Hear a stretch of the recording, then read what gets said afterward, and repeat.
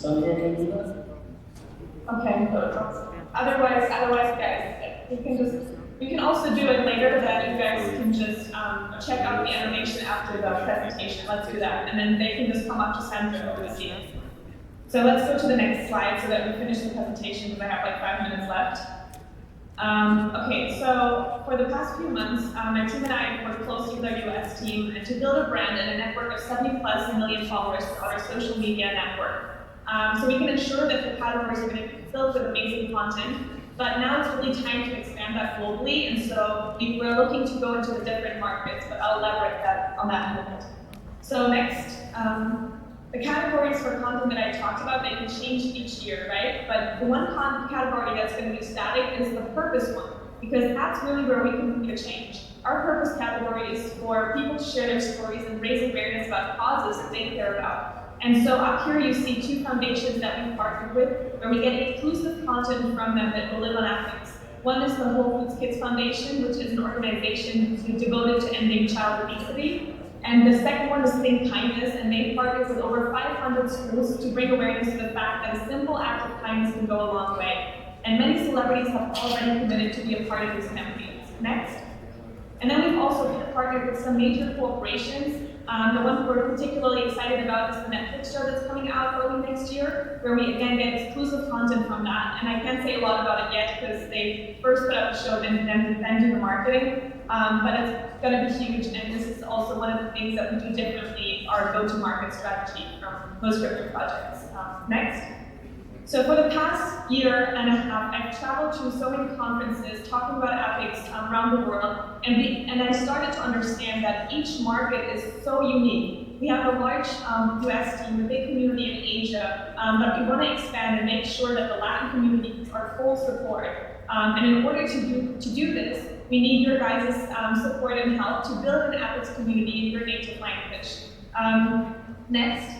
So up here you see some of our most active communities on our main communication channel, Telegram, and we'd love to add a Spanish Latin community. So if you're interested in doing that, please let me know. You're free to approach the team. Sandro is here, my other co-founder. And then next slide. The direct transfer feature is just one I want to highlight quickly because it's going to be implemented right before the launch, and it's huge because it allows us to no longer have to be dependent on corporations and pay fees to middlemen. It allows us to be more connected and take matters in our own hands because we can, within our social media profile, send and receive money tokens very quickly. So, next.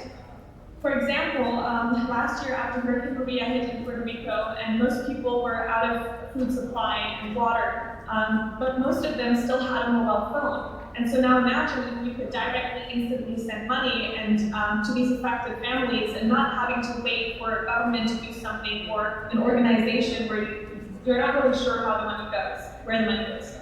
Next slide. So if you're interested in this, and also the ambassador program, of course, because this really goes beyond just being a user and possibly managing a Spanish Telegram chat, but we started an ambassador program that we want to expand globally, where we invite you to build a community of your own, teach others about Appics, educate your local communities, find brands in your market, and of course you'll be rewarded for that as well. So we really want to work with locals that understand the market better than some big agencies, but really understand it and are a part of this. Next. So of course this is really important because we're launching next year, but we have a beta version out already that you're going to see, or you can see afterwards. We have an animation for this. And it's also live for iOS and Android. So if you want to check this out and test the app, here's how. So can we go to the next slide? Can you see the slide? If it's the correct one. It should say with the Telegram South America. Can you see this? The steps? Yes? Okay. I don't think so, but yeah. Okay, perfect. So if you all can take out your phones right now and just take a picture of that slide, that would be great because it allows you to get on the Appics app. So you just fill out the form and you'll receive all the guidance and the steps on how to enter. Because right now you need a Steemit account in order to post on Appics. It's just your posting key, but so if you don't know what this is, what I'm talking about, we'll guide you through it. But but make sure you fill out the form and then join our Telegram chat. So Telegram, just like WhatsApp, but this is where we mainly communicate. And then lastly, can you go to the last slide? If everyone took a picture. One final thing that we've discussed in our team is that we're going to give people in this market the opportunity to buy Appics tokens at a discounted rate before the launch.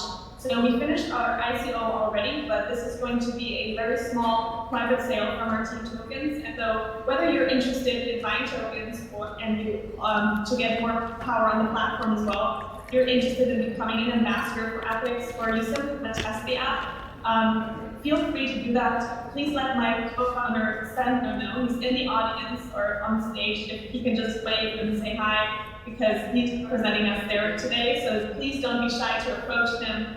Make sure you join that Telegram chat. And yeah, welcome to the Appics movement. Thank you so much for lending me your ears attention. And next time I'll be there in person with you guys. Thank you so much.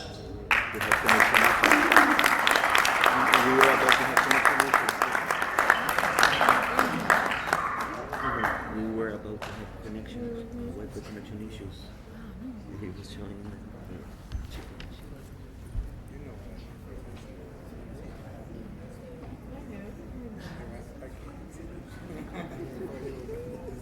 Hello?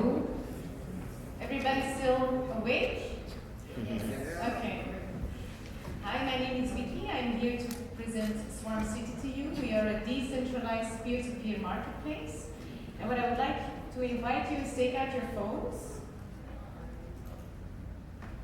and scan the QR code. With this QR code, you get into our WhatsApp group, and there we will send you tokens. And I will explain to you later on how we will do that. So if you can scan the code.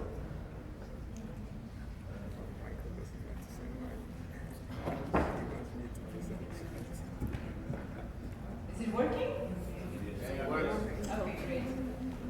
So these are all companies that you can see, and everything, all the companies that you can see on this, they can be put on the SwarmCity platform. So SwarmCity is a sharing economy platform, and companies like Uber or Up, they say they are a peer-to-peer network, but actually they are a peer to middleman to peer. This means that all these entities are centralized. They are owned by one company, and this company has a lot of power and they have a lot of power which they can use or abuse. For example, Twitter or YouTube or Facebook, there have been cases where the users can get blocked out of their account because the company is not happy with the way the users work with the product. Another thing that we want to put to your attention is the fact that most of these companies would not survive if they would not have investors. So, and actually they are making a loss. So Uber's example, it's a nice example. They are making a loss. And why do they do this? They cut under the price so that no other competitor can join them. And once they have that, they have a monopoly position where they dictate the price. And this price war is always on the back of the people providing the service. There has been cases where the drivers cannot pay the bills or the maintenance for the cars, so these companies are really squeezing the people. Now, to demonstrate how centralization works, you have three categories. In the example of Uber, the first one is the marketplace. They offer the map where the driver and the passenger can find each other. The second place is the business relationship between the driver and the passenger. They fulfill the service. And the last one is the price and the payments section. In this centralized model, Uber dictates the price, and the payment mechanism is integrated in the application, but you cannot choose your payment provider. So let's change all that. What would it mean if we could decentralize this? Let's take a step back because we are still at the beginning of the blockchain. It's still very young. So we need to take a step back.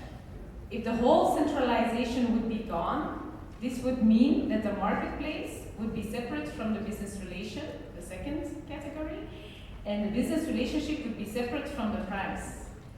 So for example, Uber, he can still own the market place, but the driver is in charge of his own business and he can create his own business just the way he wants to. And the price and the payment will be replaced by the blockchain and SwarmCity tokens. The blockchain part, it's only on the third part, but it influences the other two parts. So now you have a trusted model where the service can be provided and the payments can be done, and the price will only be influenced by the market, which is a big difference. Instead of creating an Uber service, which is very complex, we start with the day-to-day things that we all need.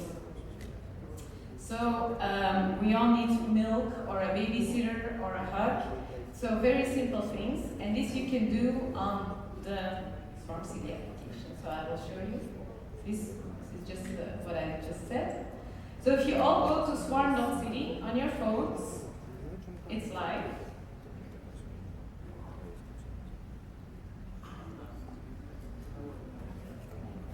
You have to wait a little bit for it to load because this is not stored on servers. You are really connected